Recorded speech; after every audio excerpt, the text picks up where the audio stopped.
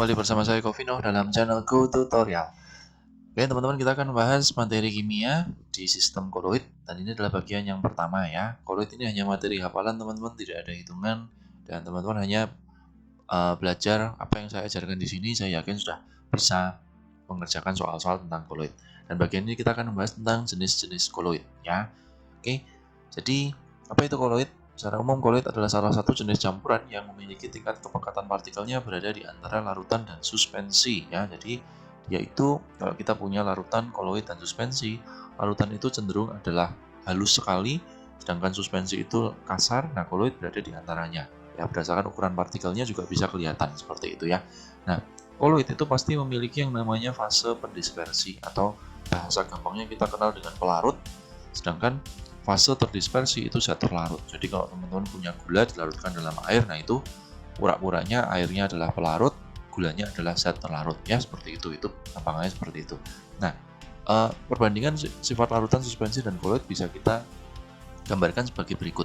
Jadi kalau larutan itu sifatnya homogen ya, kalau koloid itu secara makroskopis kelihatan homogen, tetapi dia bisa diamati dengan mikroskop ultra itu tampak terpisah.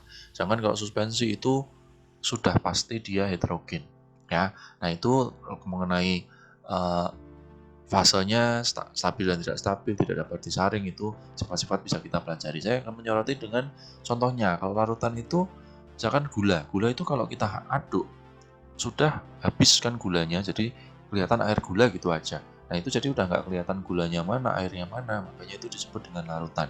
Sedangkan kalau koloid itu misalkan kayak sabun, susu, santan, jelly, itu dia sudah kelihatan sih, memang sabun tuh ya bentuknya seperti itu. Tetapi kalau dia disaring atau digunakan mikroskop yang ultra, itu dia bisa terlihat bahwa di dalamnya ada pencampuran partikel.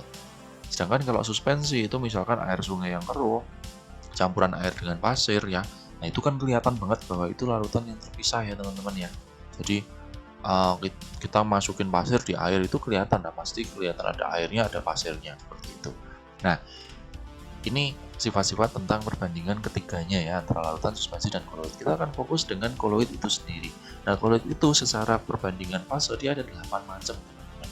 Nah, yang pertama adalah ketika zat terlarutnya itu padat, kita masukkan dalam gas, maka akan terbentuk koloid yang namanya aerosol padat.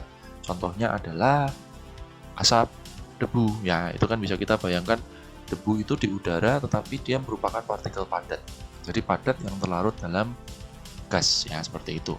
Nah, ini contohnya. Jenis koloid yang kedua adalah kalau fase cair itu dilarutkan dalam fase gas, maka akan didapatkan yang namanya aerosol cair ya, contohnya adalah kabut atau semprotan spray ya, seperti itu. Kemudian kalau jenis koloid yang ketiga adalah ketika fase padat kita larutkan dalam padat juga, maka akan didapatkan yang namanya sol padat. Ya, contohnya sol padat itu misalkan gelas berwarna, lalu intan, ya itu padat di dalam padat. Kemudian jenis koloid yang berikutnya adalah ketika fase cair dilarutkan dalam zat padat, maka akan didapatkan yang namanya emulsi padat. Ya. Nah, emulsi padat itu contohnya jelly, mutiara, keju, mentega, ya. Lalu kemudian jenis koloid yang berikutnya adalah ketika gas dimasukkan dalam fase padat, maka akan didapatkan yang namanya buih padat. Nah, buih padat itu contohnya karet busa, batu apung, ya. Kemudian jenis koloid yang keenam, ketika padat dimasukkan ke dalam cair, maka akan menghasilkan yang namanya sol. Ya, contohnya sol adalah sol belerang, emas, dan tinta ya, seperti itu. Itu padat dimasukkan ke dalam fase cair. Kemudian jika cair dimasukkan ke dalam fase cair juga, maka akan didapatkan yang namanya emulsi.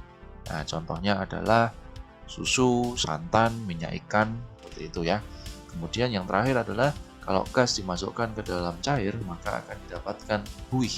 Buih itu contohnya adalah busa sabun, krim kocok, dan lain-lain. Ini 8 jenis koloid yang paling utama dan sekaligus merangkum dari semuanya adalah jenis koloid seperti ini ya teman-teman ya.